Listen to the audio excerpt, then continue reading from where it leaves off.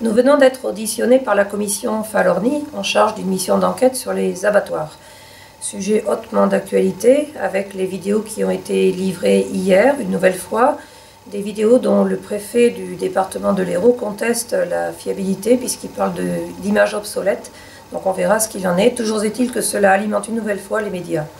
Lors de cette audition, la FNSEA a été proactive pour dire tout ce que font les agriculteurs en matière de bonnes conditions d'élevage, de bonnes pratiques d'élevage et de bien-être animal, en ayant le même degré d'exigence à l'aval, c'est-à-dire dans les transports et lors de l'abattage des animaux.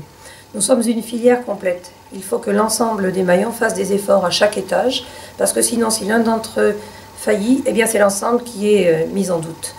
Nous avons donc fait des propositions à cette commission, notamment sur la question de la vidéo, sujet clé. Nous ne sommes pas favorables a priori à la vidéo systématique en abattoir. D'abord parce que les salariés travailleraient dans des conditions très difficiles. Ils ont déjà des conditions difficiles de travail. Leur métier n'est pas souvent valorisé, pas souvent reconnu, et l'œil permanent sur eux serait délicat. Par contre, si des vidéos encadrées pour servir aux vétérinaires inspecteurs sont installées dans un souci de progression continue et pour améliorer les gestes, les pratiques et avoir de meilleures attitudes vis-à-vis des animaux, sans minimiser non plus le risque et la sécurité pour les travailleurs, eh bien pourquoi pas.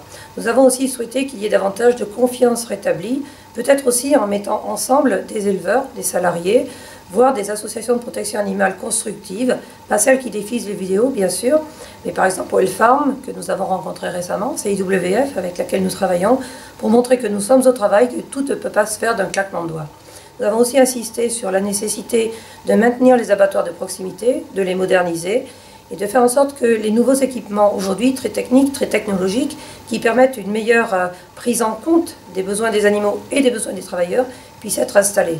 La rentabilité des abattoirs est très faible en France, beaucoup d'entre eux ferment pour ces raisons. Il nous faut donc des abattoirs, mais il faut aussi du soutien dans ces abattoirs et il faut surtout que les vétérinaires inspecteurs soient maintenus. Il y a eu pendant pas mal d'années une réduction des effectifs.